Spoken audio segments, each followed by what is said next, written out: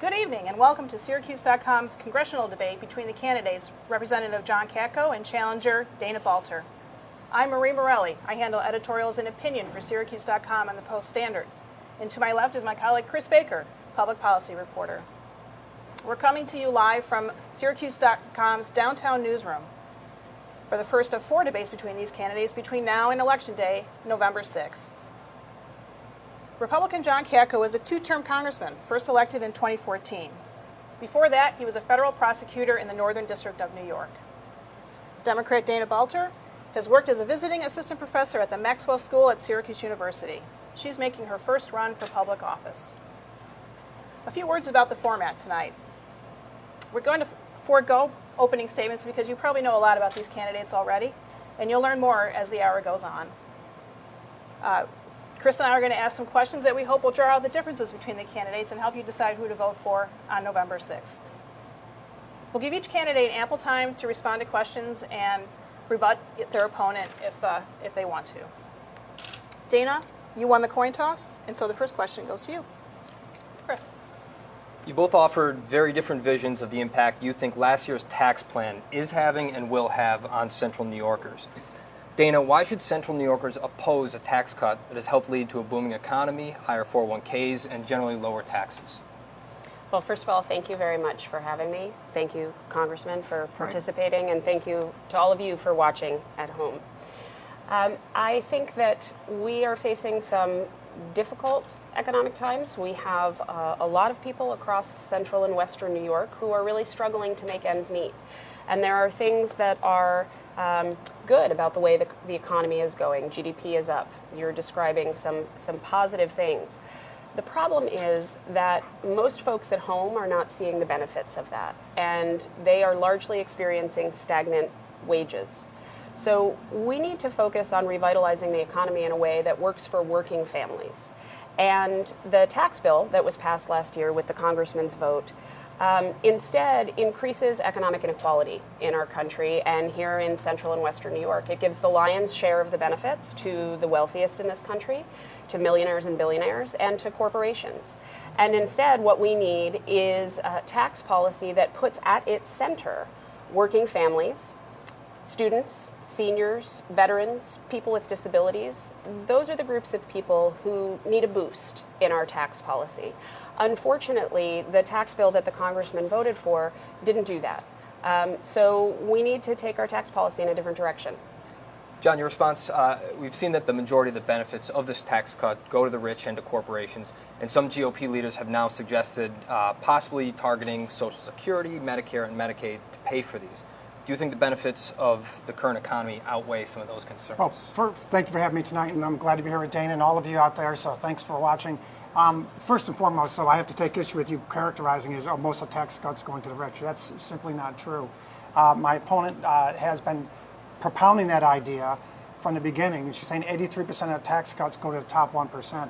Your paper itself found that to be not true, and so did the Auburn Pub paper, and so did factcheck.org. 83% of tax cuts would only go to the top 1% if in 2027 the individual tax cuts sunsetted, and that's not true. And I can tell you, from people working at Dinosaur Barbecue to people working in shops all across this area, people have seen a little bit more in their paycheck, and the tax cuts been spread out across the entire spectrum, and people are benefiting from it. There's no question about it, and there's no greater evidence of that than the fact that what you put in your paper yesterday, that 18-year low on unemployment in Central New York. 18 years. That is an amazing statistic, and we're just getting started. The economy is going at a 4% growth rate, which is well above what it needs to have a really serious impact going forward. So it's going great, and I've never and never will, despite all the scare tactics from my opponent trying to scare you to think that I'm going to cut Social Security and Medicare, I never will. I never will. And Mitch McConnell didn't say that either. What he said was, if we want to try and make this sustainable long term, Democrats and Republicans need to sit down together, like I do every time I'm working in Washington, and sit across the table and put aside the rhetoric and the heated scare tactics and try and make this a viable thing going forward. So Social Security is sustainable to 2032. Medicare is sustainable to at least 2026. If we make the changes now without the rhetoric and sit down and work across the aisle like I always do, we can fix it. There's no question about it. Dana, quick chance to respond. Scare tactics and rhetoric, is that what this is? No, absolutely not. And there are a few things here that I'd like to respond to. So it's true that unemployment is low, and that's a great thing. The problem is that people's jobs are not paying them enough, and that's because wages are stagnant. And the tax bill did nothing to help that. Most of the benefits do, in fact, go to the wealthy and corporations, and there are plenty of independent analyses that show that. And the larger problem is that what corporations did with the windfall of the taxes was not invest in jobs and wages for their employees. Instead, they used most of that money for stock buybacks, which is a tactic to make their shareholders wealthier. We need to see money go to working families. This tax bill does not do that.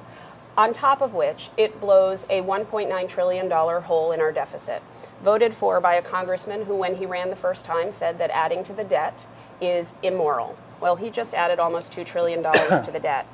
All right, And we're going to move on there. John, just 30 seconds Sure, to respond absolutely. really quick, Listen, and then we're going to if move she on went from out this. and talked to people in the community, she would know. I talked to Dot Foods. They just invested $2 million in their facilities, and they're paying the people more. Kemper Matt over at Duplag Graphics put $1 million into the company. That's a story across this district. And IEC is getting ready to add 350 jobs and build a 200,000 square foot facility. Their growth is all across this district, and it's absolutely ridiculous to say that there's stock buybacks. It's not happening in the district. We're setting ourselves up well to compete on the long term, and unemployment rate is undeniably low. Chris, I need to respond to 15 that. seconds, so then we're going to move on. I have been all across the district. I've been doing that throughout my campaign, talking to lots of folks, including people who disagree with me about the issues, which is something that you don't do. And I hear from plenty of people who are struggling in the face of this tax bill. And for you to suggest to them that your party is not using the debt as an excuse to go after Medicare, Medicaid, and Social Security is absolutely misrepresenting what the leadership of your party in both houses have said. There she goes with the scare tactics again. It doesn't work, folks, and don't fall for it. Let's move on to the next topic here, Marie. Yeah, well, since we started with Dana, well, this question goes to you, John. Sure. You have very different views on health care as well. Absolutely. You've consistently said that you would never vote to repeal the Affordable Care Act unless there was a ready replacement for it. But your yes vote on the tax cut also canceled the requirement for the individual mandate, which undermines the Affordable Care Act. And if Obamacare was such a bad idea, why hasn't this Republican president, this Republican House, this Republican Senate come up with a better one? Well, first of all, I kept my word to my constituents, and I said from the beginning two things. Even before I was first elected, I said two things. And I'm very proud of it. I kept my word. I said, number one, I would never vote for repeal of the Affordable Care Act. And keep in mind, you want to talk about independence? That's the very first thing that President Trump wanted to do was repeal the Affordable Care Act. And I stood tall and I voted against it. And I'm very proud that I wasn't intimidated by him or anybody in my party, and I never have been. And number two, I always said, the individual mandate in my mind was arguably unconstitutional because it says, you either buy insurance, young man and young woman, or we are going to fine you. That is The Supreme Court said it was a tax. They said it was a tax. I don't believe it. That's just my fundamental thing. I said it from the beginning.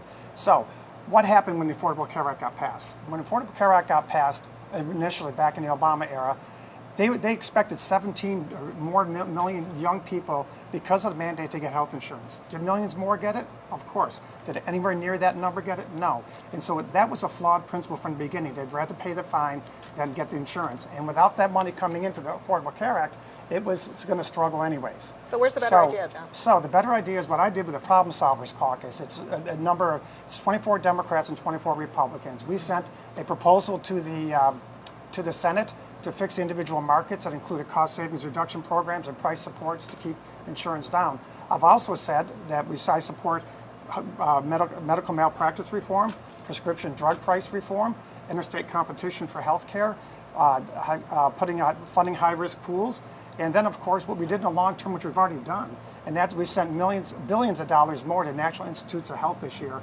and we are making progress in the last couple of years already. 3 to 5 years, it looks like, we may have a cure or at least a breakthrough with Alzheimer's that will have a long-term effect of saving literally trillions of dollars of health care for the next generation. I got to cut you off there. Dana?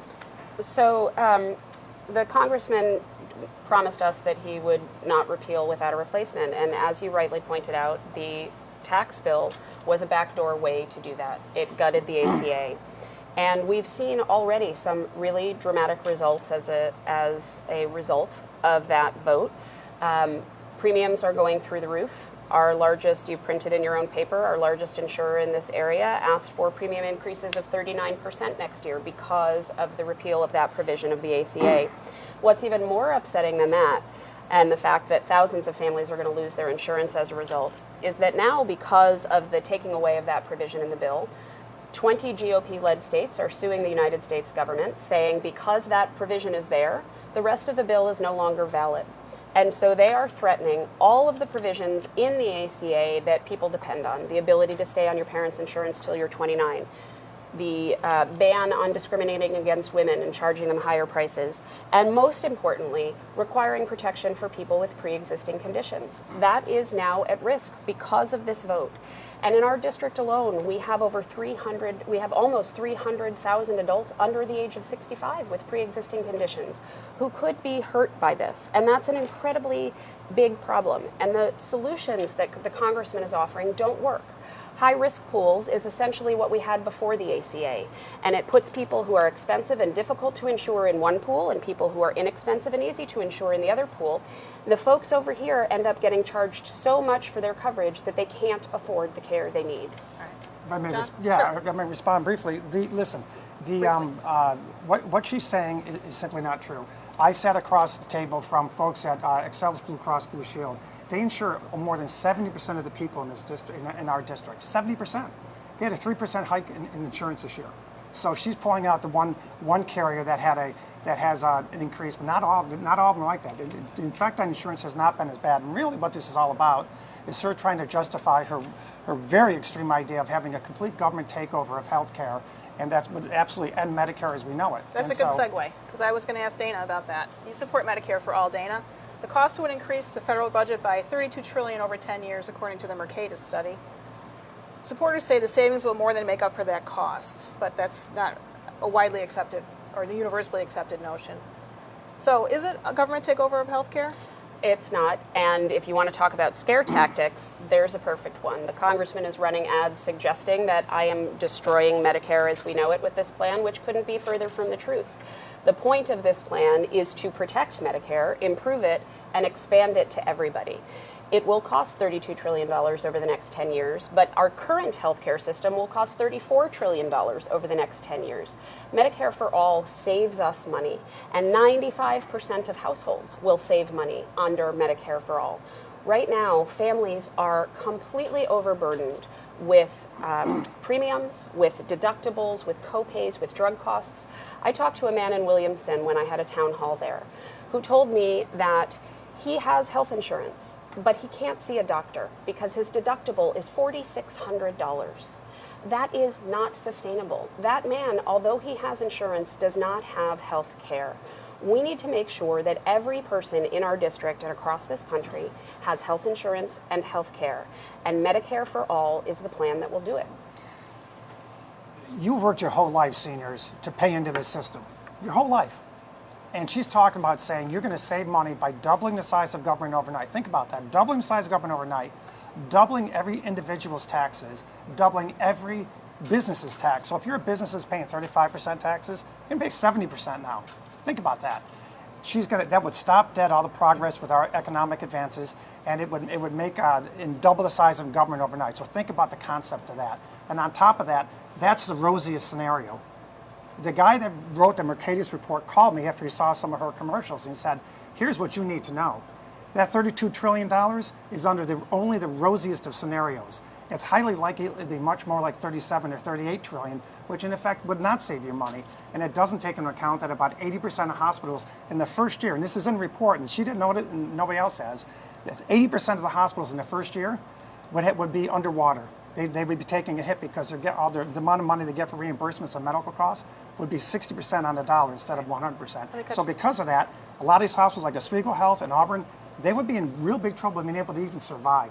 It would be a disaster and would wreck Medicare as we know it. There's no doubt about it. So again, we're talking scare tactics Talking and facts. a lot of misinformation to the voters. And I think that does the voters a real disservice. Healthcare is incredibly important and incredibly personal, and we owe them some honesty about it. And to suggest that the way to destroy Medicare is with more Medicare defies all logic. And You continue to characterize this position as extreme, but the fact of the matter is that the most recent polling on this issue, which comes out of Reuters, a nonpartisan news organization, shows that 70% of Americans and a majority of Republicans support Medicare for all. And that means that the extreme position on this issue is, in fact, yours, Congressman, to be against it. I'll tell you what, I'll make a deal with you. Real quick. You decide whether or not doubling the size of the federal government overnight, and that's going to make things more efficient, and more than doubling the taxes for every American, and putting 80% of the hospitals at risk is a good thing. You decide. We're going to cut you off here because we're going to move on to talking a little bit about ads in this campaign. We've seen a lot of negative advertising in this campaign, and each of you, I think, has sought to define the other in terms of policy and experience in some cases. We've heard Dana's job title used in a somewhat demeaning fashion. We've heard the phrase "shame on Catco" often. I want to give you each a chance to answer this question individually and respond to the other. How do you think your opponent's campaign has most distorted your image? Dana, we're going to start with you. Well, I think the congressman has put out commercials that have sought to attack me personally, using a lot of false and misleading information, as your newspaper and The Citizen have both identified. I think the reason he's doing it is that he wants to distract from the issues and doesn't want to have an honest conversation about the issues because he knows he's on the wrong side of the issues. We are in a time of dirty tricks in politics. I know that voters are sick of it because they tell me all the time. I have kept the ads in my campaign. Everything that my campaign puts out is focused on the issues. It's focused on the decisions that the congressman has made as a congressman and as a candidate, which is what this campaign should be about. And he has chosen to take a different tactic. I think it's unfortunate. I think the voters deserve better. John, I'd like you to respond to that, and then I'll ask you the same question. Sure, yeah. I mean, listen, you can't have your cake and eat it too. She's put out ads, I don't know how many hundreds of thousands of dollars of ads, saying that 83% of the tax cuts go to the top 1%, and you guys yourselves said that wasn't true, and so did every credible news organization. So I'm not talking about distorting the facts. I'm not going to get into a tit for tat on this, but the bottom line is she has distorted the facts to try and justify her wild positions about government takeover of healthcare and some of the other things she wants to do. She wants to tax us on many different ways, not just that. She wants to repeal the tax reform, which is a tax hike of colossal proportions in and of itself, in addition to everything else. So back to the same question to you then. Sure. How do you think your opponent has most distorted your image? Well, I just, for one thing, she is desperately trying to say that somehow I voted with Trump 90% of the time, so therefore I'm a bad guy and you shouldn't vote for me because I'm in Trump's back pocket. What she ignores with that, and what you all should know, is that there's 100 members of the Senate and 435 members of the House. That's 535 people. I was found to be the 7th most bipartisan person of all of them. 7th. And 4 people above me are retiring, probably because they've had enough. But I've fought hard to be in the middle since the moment I got into Congress. I've kept my word to all of you regarding that. And you yourselves did an analysis of New York State congressional districts, all 26 of them, because one person passed away. And you yourselves found in your articles that I was the #1 most likely to break with my party. She's trying hard, desperately, to tie me to Donald Trump so that somehow, some way, she could get away from the fact that I am one of the most bipartisan members of all in Congress. I'm the head of the independent wing of the Republican Party, 51 members. I'm the head of it. I'm a major player in the Problem Solvers Caucus, which is 24 Democrats and 24 Republicans. She wants to put all that in a toaster and have you forget about it because she wants to make sure that there's this image that somehow I'm a Trump lackey. I said no to Trump's very first bill. I said no to Trump when the Farm Bill was passed and won by 1 vote because it had cuts to SNAP benefits to working poor. I've stood up to him time again, and I have no problem doing it. She doesn't want you to know that, but I'm an independent person. That's all there is to it. Congressman, I've never said that you were a bad guy, nor would I, because this is not personal, and I have made a point of not making this personal, something you have not chosen to do. Everything that I talk to the voters about, your 90% voting record with Trump, is true. And you tell us that you want to be considered independent from him, and yet you brought the Vice President, Mike Pence, to our district. You brought Ivanka Trump to our district. You brought Rick Perry to our district. You brought Linda McMahon to our district. You are literally standing with the Trump administration, in addition to voting with Donald Trump's agenda, which is anything but a moderate agenda. And you have done that more than 90% of the time. And that is information that the voters need, that they understand, and that they don't seem to be particularly happy about. I have to respond to that because it's important. First of all, I'm one of the most bipartisan members of all of Congress. That is indisputable. Number one, I brought those people up here not for me. I brought them up for my constituents. Ivanka Trump came up here to help high school kids in the inner city with the PTAC program, which is going to help them get to college.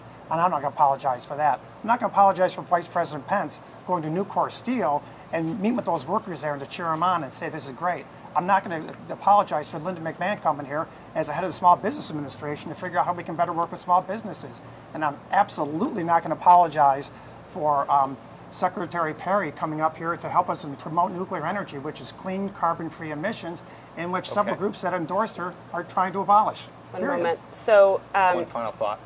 Mike Pence came here to do a $1,000 a plate fundraiser for you, We all do fundraisers. That's nothing. when Rick Perry came to visit, the administration acknowledged that that was a campaign event. So again, let's be honest with the voters about what's really I'm happening. working with Let's my move on to the, constituents. next Again, she's topic. trying to pull you away from it. Don't fall for it. All right, let's move on. Great. I think it's John this time, right? Goes Yes. first? I lost track. Luckily, Chris is keeping track. Okay, at least somebody is. All right. We know that poverty in Syracuse is a big problem that we haven't solved, but here's a problem that we could solve. As we reported today in Syracuse.com, 600 Syracuse children were poisoned by lead paint last year. The federal government eliminated a $3 million annual grant for the city lead program, which then had to close. What concrete steps will you take to address the lead poisoning crisis in our community? I already have, and I've taken many of them. And first of all, point of clarification.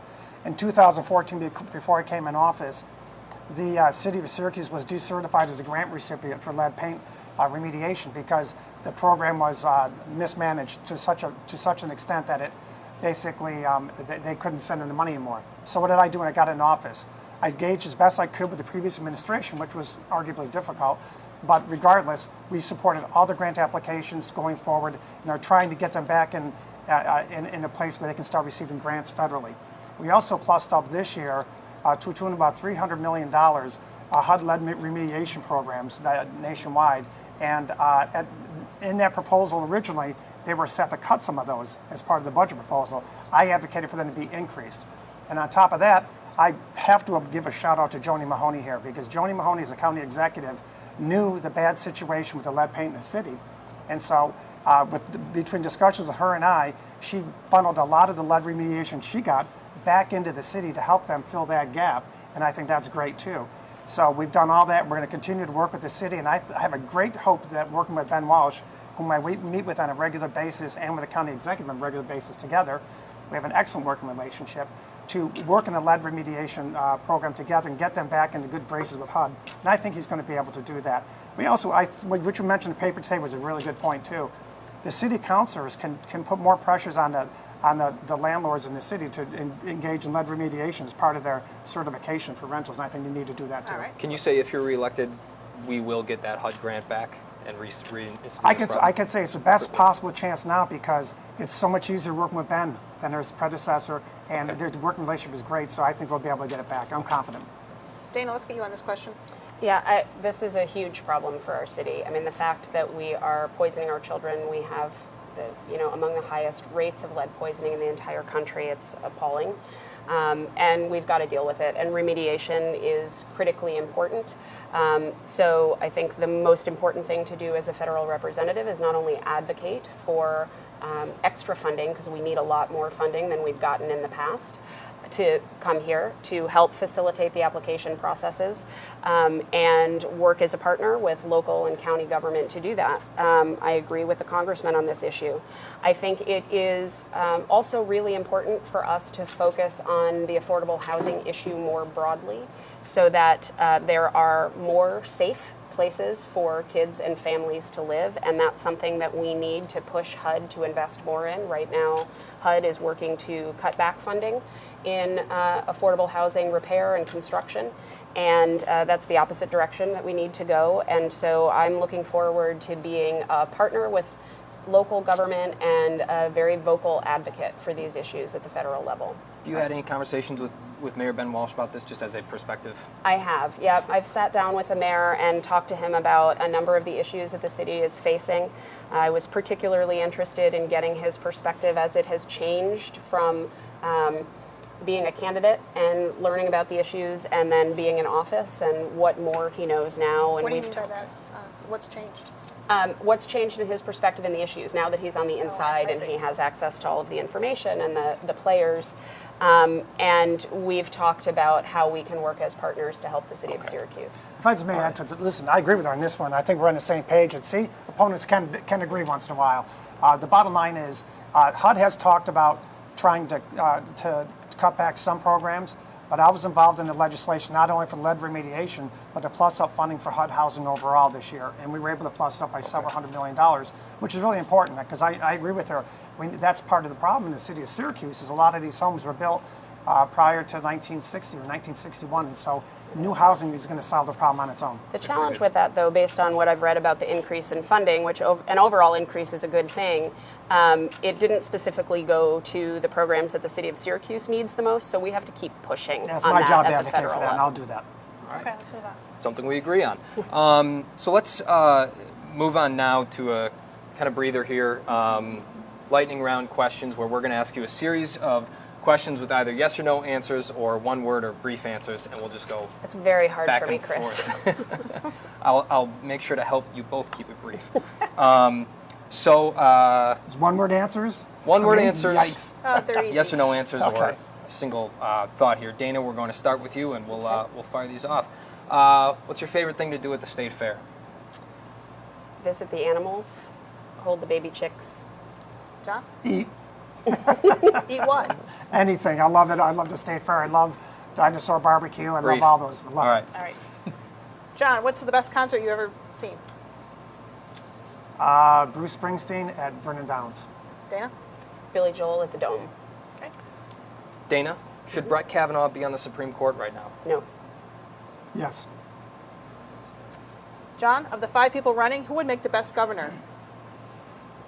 Mark Molinaro. Dana? Andrew Cuomo. Dana, who has the best pizza in Central New York?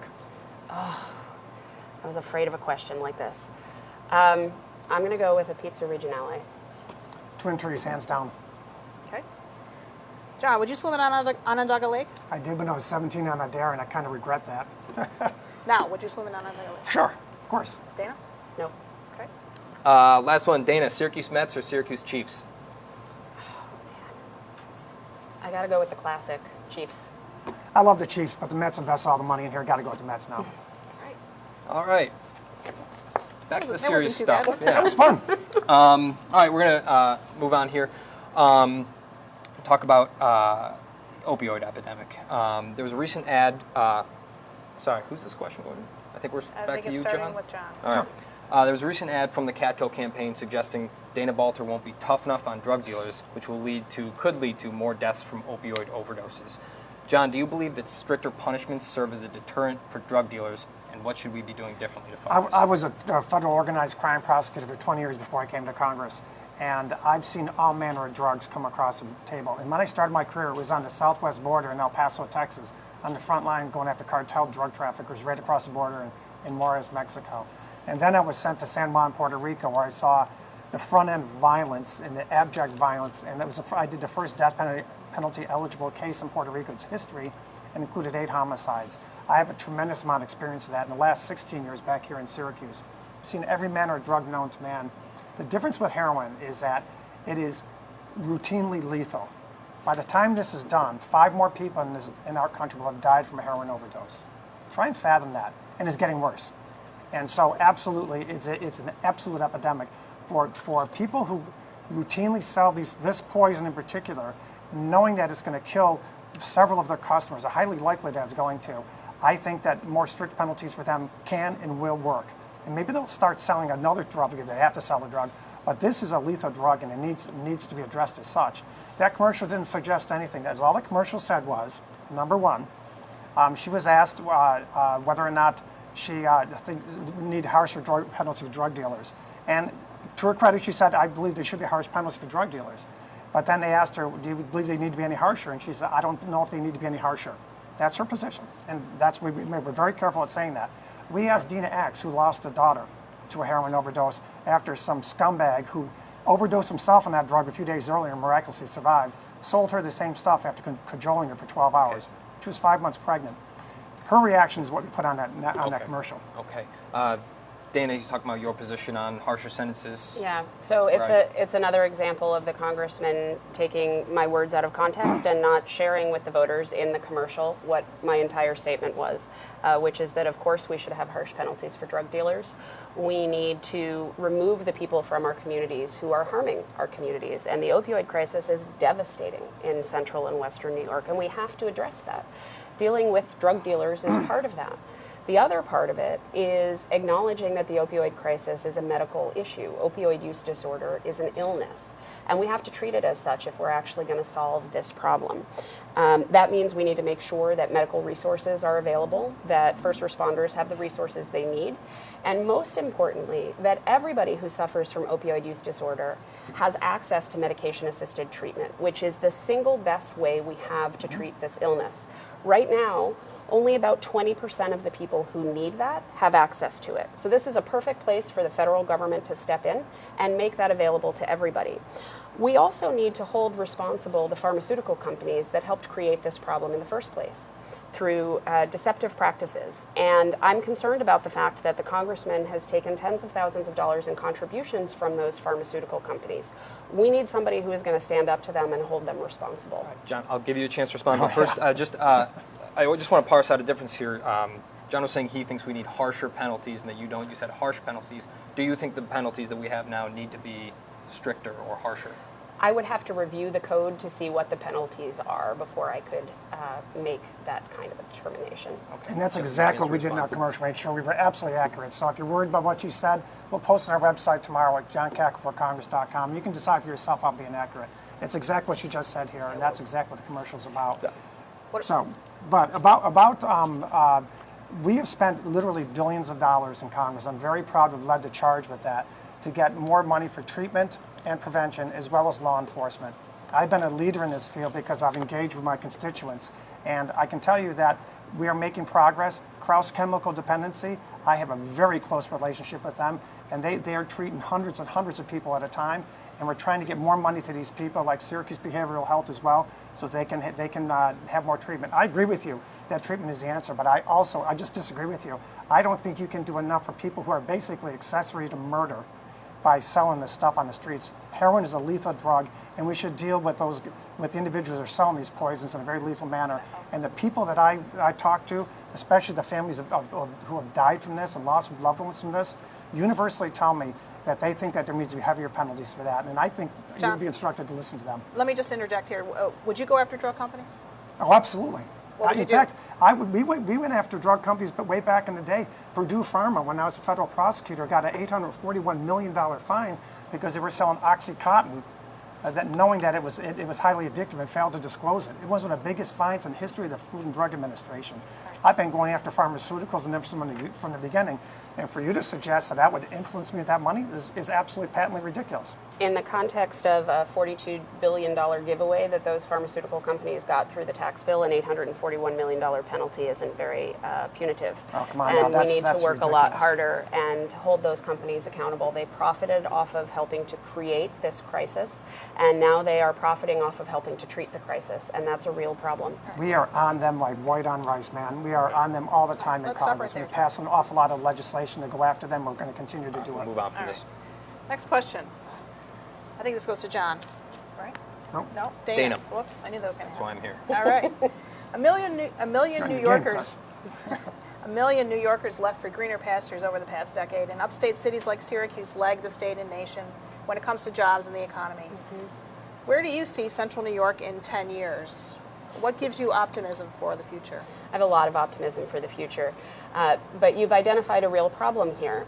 A lot of the economic growth that we've seen in other places hasn't quite made it to us enough, especially the city of Syracuse. We talked earlier about unemployment rate. The unemployment rate in the city of Syracuse is much higher than in the surrounding areas, so we still have a lot of work to do. I think that we've got a lot of potential opportunities for growth coming up, and two that I think are going to be sort of the biggest boom for our area. One is infrastructure. We've got tremendous infrastructure needs. We're all familiar with them. A bridge in Syracuse crumbled earlier this year. We all experienced the frustration of pothole-filled streets after a tough winter. So there's a lot of work to do. Broadband in rural areas, replacing water infrastructure. And that comes with really good union jobs. And if we make sure that those are local hires so that that money and growth stays in our community, that's going to be a huge part of revitalizing our economy.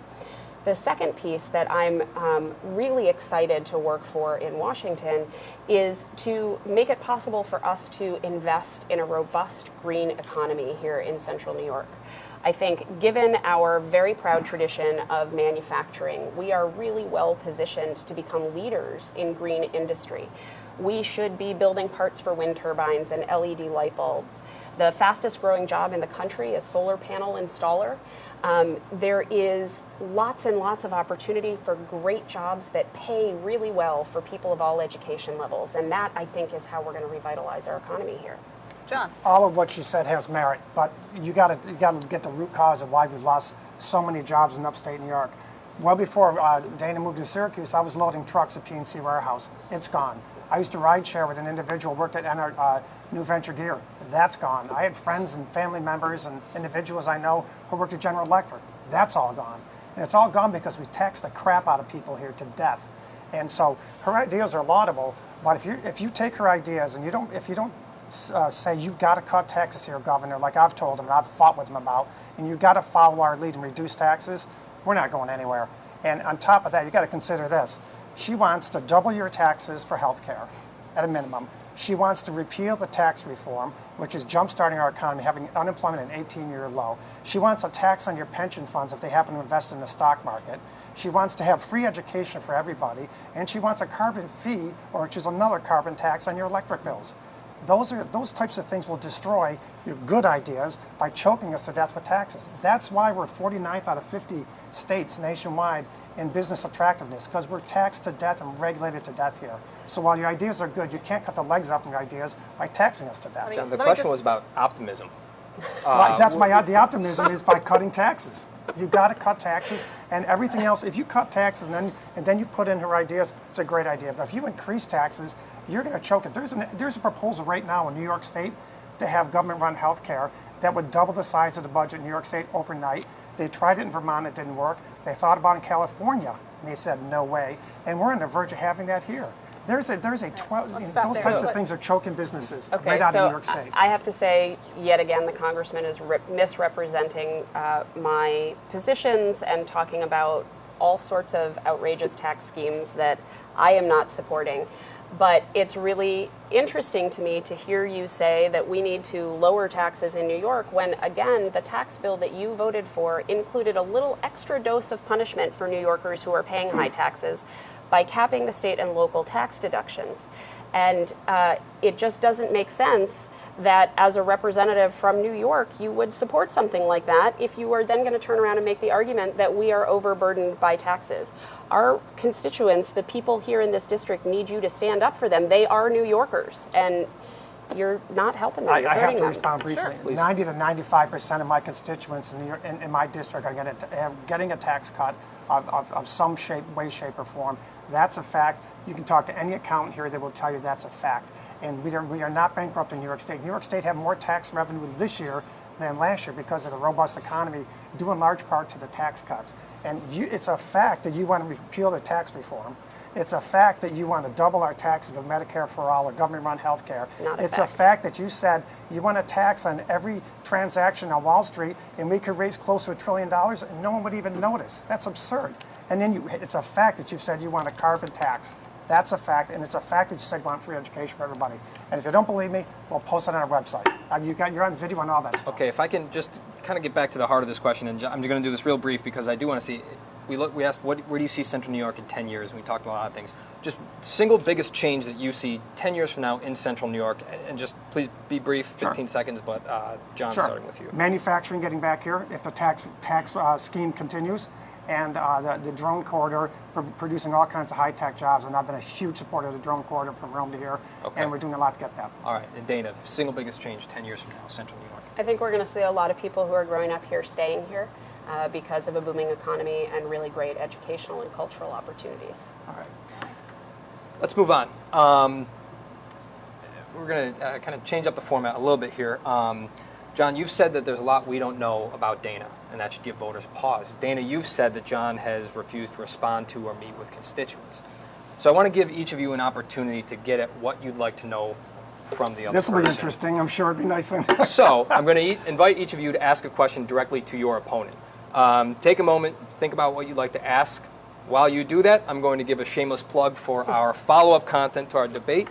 We have former Congressman Jim Walsh and Onondaga County Democratic Committee Chairwoman Pamela Hunter watching along with us. They'll be joining us afterwards for a post-debate panel to discuss their thoughts and reactions.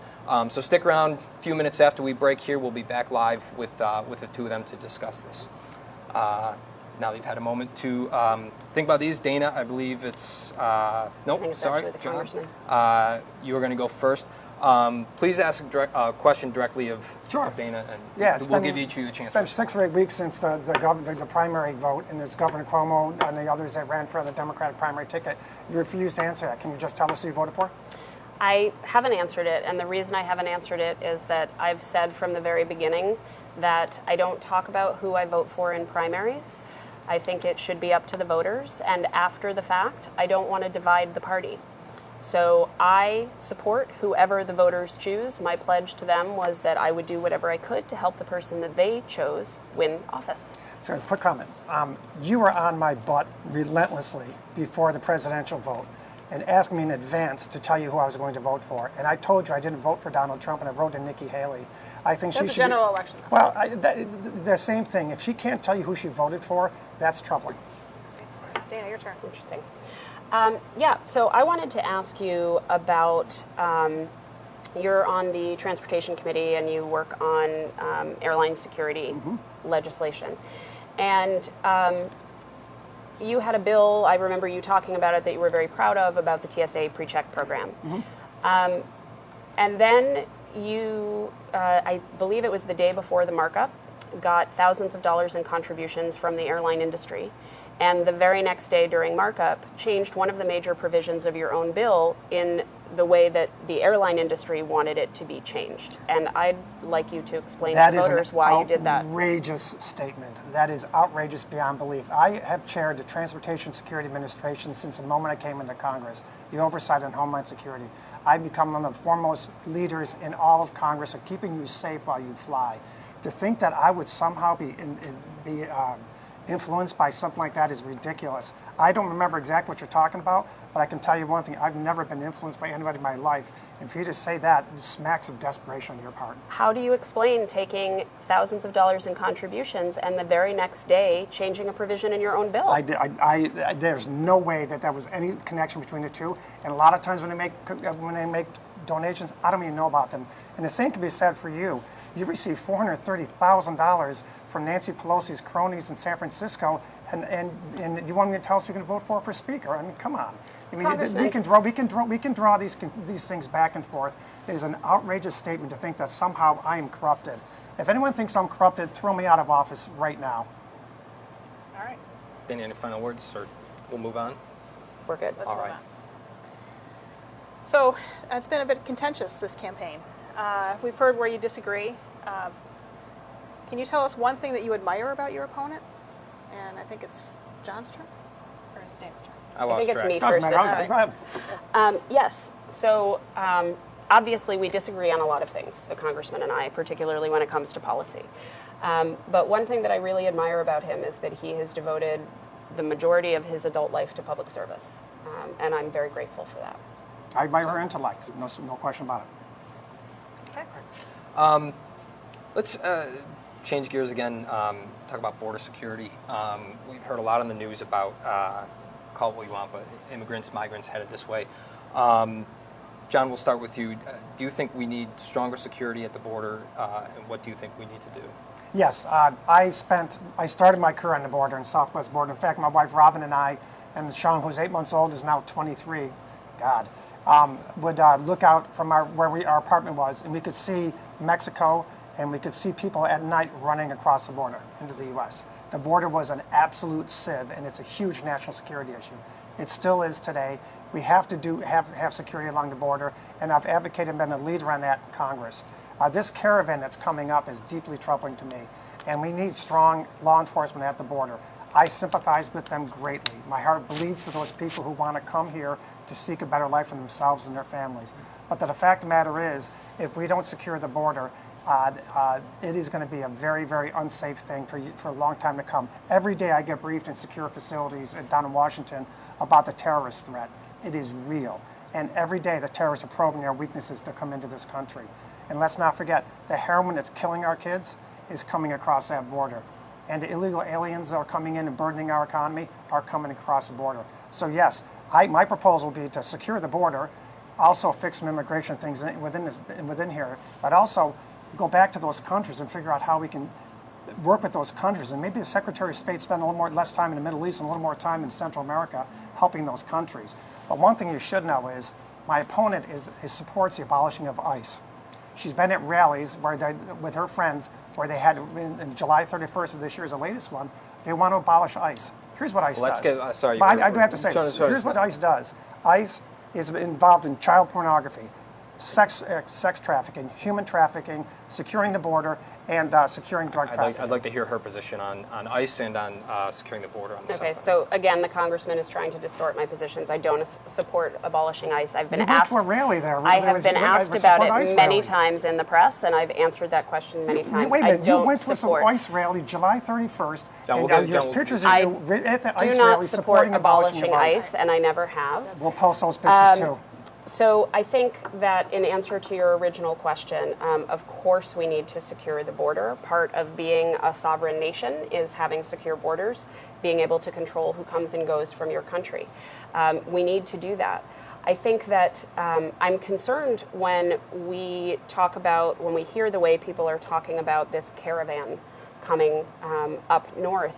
These are refugees. They are fleeing persecution and violence. And a really important part of our identity as a country is being a safe haven for refugees. It's something that's personally very important to me because my grandparents were refugees from the Holocaust, and they found safety here and were able to settle down in Rochester and raise a family, and that's how I got here. It's very important to me. And we have an asylum process in place already. So as these folks arrive, we've got a process to put them through to determine who has a legitimate claim to asylum, who can then come in, and who doesn't, who can be turned away. We need to use that process. I need to respond briefly. Well after she declared as a Sorry, candidate. Congressman, you had your chance. We've both gone through this. We're going to move on to the next topic. All right. Let me just follow up a little bit, though. You said we need to spend more money on Central America. Sure. Yesterday, the president said he wanted to cut foreign aid to Central America. Totally disagree. He's trying to do that to try and get them to stop the people from coming. That may be a stick to use, but you need a carrot. And the carrot's got to be getting down and engaging with them and trying to get them to solve some of their economic problems and their social inequities. We worry so much about the Middle East. Yes, that's a problem, but we need to get down there. And I think that Secretary of State needs to spend some time down there, period. Do you have anything? I agree with the congressman on that. We need to be spending more on foreign aid, not less. It's a national security issue, period. No doubt. Well, I think we've neared the end of our questions. So we're going to give each of you an opportunity to make a closing statement. And I believe it's John's turn. Yeah, she started, yes. Listen, this went very fast. I can't believe we're already done here. And I appreciate the spirited debate here. The bottom line is, when I went to Congress and left a job I loved as a federal prosecutor 4 years ago, it seems like 20 years ago, 4 years ago, I made a solemn promise to you that I would be one of the most bipartisan, independent members in all of Congress. And I would respectfully submit that I've done just that. I've gone there, I've reached across the aisle, and I've got a lot of things done. I'm one of the most bipartisan members of all of Congress, as you've heard, and this paper has backed it up with their analysis of my work within the state. I've had 33 bills pass the House, which is a remarkable amount of bills in my 4 years, 20 of them signed into law, a bunch of them by President Obama, and a bunch of them by President Trump. I work with anybody that's in the White House, and I'll do anything I can to make this country successful. And who's ever in the White House, whether I like them personally a lot or not, doesn't matter. I'm going to try and make them as successful as I can for the good of our constituents. We have a booming economy right now. Unemployment is at 18%, 18-year low in this district. Heck, I even think the Penguins at Burnett Park Zoo are happy about that.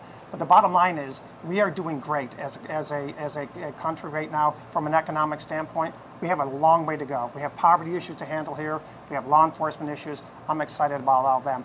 And going forward, I'm going to keep doing everything I can. And this race really boils down to, have I kept my word to you? And I respectfully submit that I have. Thank you, John. Dana. Thank you. So I want to thank you so much for hosting this, Congressman. Thank you for participating. And again, thank all of you for watching. We have a lot of challenges here in our communities in Central and Western New York. I hear about them every day from voters. People are having trouble accessing health care. They are worried about the safety of their kids in their neighborhoods and worried about jobs that pay well enough to put food on their tables. And we need somebody in Congress who's going to stand up and fight to make those things better. The congressman has shown over and over again that he is working in other people's interests and not ours. He has taken almost $1 million in corporate PAC money, and you can draw a direct line from his corporate donations to his votes. He took over $60,000 from the telecom industry and then voted to let companies sell your private data. He took almost $100,000 from oil and gas companies and then voted to allow the dumping of coal ash in your streams.